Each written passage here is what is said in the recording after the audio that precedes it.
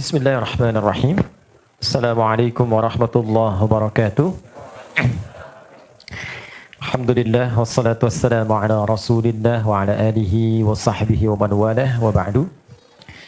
Pertama, teman-teman sekalian, izinkan saya mengawali pertemuan kali ini dengan berdoa, bermohon. Yang pertama, semoga keluarga besar Mas Baim dan ini yang menjadi tempat kita belajar diberkahi oleh Allah Subhanahu wa taala dan istiqomah dalam kebaikan sampai kembali kepada Allah. Ada kesan yang sangat mendalam dalam Al-Qur'an. Bahkan dalam hadis-hadis Nabi Muhammad SAW untuk setiap tempat yang kita pijak itu tempat yang begitu menenangkan. Bahkan ketika seorang suami istri punya tempat tinggal, itu amanat pertama dari Qur'annya, jadikan tempat itu menghadirkan kedamaian dan ketentraman. Itulah sakinah. Di sakinah itu bukan sekedar hadirnya cinta, bukan sekedar hadirnya kasih sayang, tapi bagaimana cinta dan kasih sayang itu bisa kemudian diolah untuk menghadirkan ketentraman. Jadi bagaimanapun suasana yang kita dapati, tempat tinggal, upayakan memberikan banyak ketentraman, kedamaian kepada jiwa. Sehingga semua aktivitas yang kita lakukan, kita ikuti di dalamnya, itu membahagiakan. Jadi tidak ada dalam Islam satu aktivitas pun kecuali desain akhirnya kebahagiaan. Jangan sampai berumah tangga tidak bahagia. Jangan sampai punya rumah mewah dan luas, tapi tidak memberikan kedamaian. Jangan sampai punya harta berlimpah, kendaraan yang mewah, tapi tidak memberikan kedamaian, ketentraman. Nah, puncak kedamaian dan ketentraman itu tidak mungkin bisa diraih kecuali dari pemiliknya. Karena itu di Quran, segala jenis kebahagiaan yang mendamaikan, itu semua dikembalikan kepada Allah pemiliknya. Contoh, sakinah. Sakinah itu ketenangan yang diharapkan. Mawaddah. Mawaddah itu keberlimpahan harta yang membahagiakan. Karena ada orang yang punya harta tapi tidak bisa menikmati hartanya. Ada orang yang punya harta tapi tidak menghadirkan kebahagiaan. Kalau di kantornya juara tapi di rumahnya nggak pernah damai gitu. Nah, mawaddah itu keberlimpahan harta yang membawa kebahagiaan. Ketiga, rahmah. Rahmah itu perhatian mendalam yang mengikat kasih sayang. Jadi kalau kita ikutkan sakinah, mawaddah, rahmah, maka disatukan jadi apa? Samara kan? Nah, ayat samara itu dibukanya dengan kata ayat. Di Quran surah 30 di ayat ke-21. Wa min ayatihi. Bentuknya jama'. Kata ayat itu maknanya cuma satu. Dalam bahasa Arab dimanapun, Anda mau baca di hadis, di Quran, atau bahasa Arab standar, itu maknanya cuma satu. Tanda yang mendekatkan seorang hamba dengan Tuhannya, dengan Rabbnya, dengan Allah. Itulah sebabnya kenapa Al-Quran isinya disebut dengan ayat. Coba kalau kita baca Al-Fatihah berapa ayat? 7 ayat kan? Al-Baqarah 286 ayat. Kenapa semua isi Quran disebut ayat? Karena setiap kali kita baca Quran, kita selalu merasa lebih dekat dengan Allah. Lebih tenang, lebih berbeda keadaan hatinya. Nah, ada rumus dalam tafsir, setiap informasi di Quran yang dibuka langsung dengan kata ayat, maka informasi dimaksud mesti membuat kita lebih dekat dengan Allah. Samara itu dibuka dengan kata ayat. Jadi kalau Anda menginginkan samara dalam kehidupan, maka dekati pemiliknya. Itu maksudnya. Dekati Allah. Maka orang-orang yang dekat dengan Allah, maka potensi untuk meraih kebahagiaannya lebih tinggi dibandingkan dengan orang yang jauh dengan Allah. Orang yang punya harta dan disebut kaya dan dekat dengan Allah, potensi kebahagiaannya lebih tinggi dibandingkan dengan orang kaya yang jauh dari Tuhan. Dan pasti banyak gelisah. Orang-orang yang hidupnya berkasih sayang dan bila dilekatkan kasih itu karena Allah, itu pasti abadi. Dibandingkan dengan orang berkasih sayang karena faktor duniawi. Anda punya teman, temannya pejabat, sayangnya karena jabatan. Begitu jabatan hilang, pasti akan luntur sayangnya. Pasangan suami istri sayangnya karena fisik. Fisiknya makin mengerut, maka luntur sayangnya.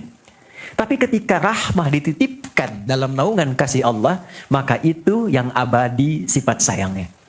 Nah, bagaimana cara mendekati Allah? Seperti apa jalannya? Itulah materi yang kita hadirkan dalam setiap pertemuan kajian di musyawarah dalam bentuk fikih salat. Kenapa dinamakan dengan salat? Dan bagaimana kita melanjutkan bahasan di pertemuan sebelumnya? Karena izin, saya tidak mengulang apa yang telah disampaikan, tapi teman-teman yang baru bergabung, silahkan melihat kembali tayangan sebelumnya untuk bisa mengadakan atau menghadirkan kontinuitas dari pembahasan kita dan memanfaatkan waktu yang ada. Yang ingin saya tegaskan, satu, salat dulu. Kenapa orang Islam itu salat? Ini dulu. Ini saya ingin tegaskan ini dulu. Kenapa sholat? Kewajiban. Ada lagi? Baik. Kalau kita memaknai sholat sekedar kewajiban, nanti sifat sholatnya untuk menggugurkan wajibnya saja. Bahasa gampangnya, yang penting sholat. Mau sholatnya khusyuk, mau tidak, yang penting sholat. Tapi ketika Allah memilihkan kata ini pun, itu bukan hampa makna. Ada makna yang sangat dalam sekali. Baik, teman-teman masih ingat tadi? Yang memiliki ketenangan itu siapa? Yang punya sakinah? Allah. Yang punya mawaddah siapa? Allah. Yang punya rahmah siapa? Yang punya segalanya Allah kan? Baik, teori mengatakan secara logika, orang yang punya koneksi dengan sosok yang punya segala hal, bukankah lebih mudah hidupnya? Maka kalau kita terkoneksi dengan Allah, kita mudah mengakses semua hal yang kita harapkan tadi. Nah, dalam bahasa Arab, mengoneksikan sesuatu sehingga tersambung kuat dan sulit dilepaskan, itu disebut silah namanya. Silah. Ya. Masih teman-teman ingat kalau kita kumpul-kumpul tuh suka disebut apa namanya? Silaturahim kan? Nah, kenapa menggunakan kata silah? Diharapkan semua yang datang ini terkoneksi. Jadi bukan cuma sekedar datang, kemudian duduk, pulang, tidak. Diharapkan kenal, ini teman siapa, si fulan dari mana. Kalau ada yang punya kesulitan, bisa dibantu gugur kesulitannya. Kalau ada yang gelisah, pulang jadi tenang. Pulang saling mendoakan. Itulah yang disebut silah. Nah, jika kita ingin merubah kata ini dengan koneksi yang sangat kuat dalam bentuk ibadah yang terpola caranya awal sampai akhir, maka rubah kalimatnya dari silah menjadi sholat. Jadi, maka kenapa ibadahnya disebut dengan sholat? Karena di dalam sholat itu kita dilatih untuk mengoneksikan diri kita dengan Allah. Sehingga saat terkoneksi kita ingat Allah dimanapun. Kalau sudah ingat, terjaga oleh Allah. Orang yang kalau minum ingat Allah, tidak mungkin minum minuman yang tidak disukai Allah. Ada orang mabuk baca bismillah? Gak ada. Orang kalau ingat Allah nggak akan menipu. Orang kalau ingat Allah nggak mungkin keluar masjid tertukar sendal, itu nggak mungkin tuh, ya kan? Orang kalau ingat Allah nggak akan menyakiti, karena ingat. Nah, ini yang dimaksudkan Quran surah ke-20 ayat ke-14. Ini konsep dasarnya ini. Ya, innani anallahu la ilaha illa ana fa'budni. Akulah Allah yang menguasai segalanya. Satu-satunya Tuhan yang punya semua akses dalam kehidupan. Maka kalau Anda ingin mendapatkan semua kemudahan, fa'budni, terhubunglah denganku. Mendekat kepadaku. Gimana caranya ya Allah? Wa aqimis shalah, tunaikan salat untuk mengoneksikan dirimu li dzikri, supaya engkau tersambung denganku. Ini dengan Allah. Jelas? Nah, karena itulah dalam salat ketika kita tersambung, kita mengungkapkan semua harapan-harapan kita, termasuk mencurahkan kesulitan-kesulitan kita, sehingga kita meminta solusi. Bukankah dalam sholat kita mengatakan, iyyaka na'budu wa iyyaka nasta'in. Perhatikan baik-baik. Ini janji yang disampaikan oleh Allah melalui lisan Nabi. Siapapun orang yang sholatnya benar, berniat mengoneksikan dirinya kepada Allah, itu baru baca Al-Fatihah sampai kalimat iyyaka na'budu wa iyyaka nasta'in. Dari mulai wudu sampai dengan kalimat itu, perhatikan jawabannya. Hadza baini wa baina abdi wa li abdi ma sa'al. Ini perjanjian antara aku dengan hambaku. Kalau koneksinya hambaku itu benar kepadaku, tulus dia, maka aku akan kabulkan apapun yang dia minta saat ini. Karena itu, tidak ada satupun, bahkan Nabi dan Rasul yang pernah hidup di bumi, saat punya kesulitan dan meminta sesuatu, mereka umumnya lakukan dalam sholat. Dan selalu cepat dikabulkan. Baik, kenal Nabi Zakaria? Oke, kenal di mana? Kenal Nabi Zakaria, tahu, oke. Nabi Zakaria kan viral sekali kan?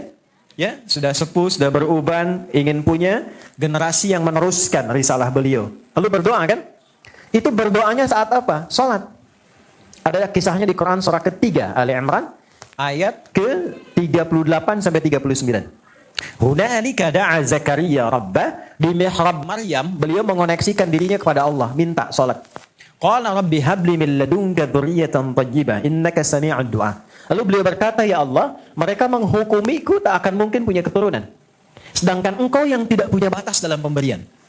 Jadi ini fikih dasar. Kalau ada orang menghukumi kita dengan apapun, tuh nggak mungkin tuh, nggak mungkin sembuh tuh, nggak mungkin bisa begitu.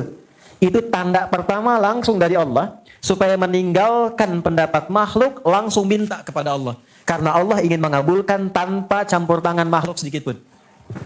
Fanadatul malaikatu wa huwa qa'imun yusalli fil mihrab. Maka dikabulkan doanya saat beliau masih sholat, masih berdiri minta. Dalam sholatnya langsung dikabulkan. Nabi Musa saat sulit sholat. Quran surah 20 ayat 14. Nabi Yahya sholat. Ya? Nabi Isa sholat. Yesus Mesias itu sholat. Ada di Quran surah 19. Ya, Maryam ayat 31 sampai 33. Wa awsani bis shalah. Allah mewasiatkan kepadaku dan bundaku untuk sholat. Kemudian siapa lagi? Nabi Ismail.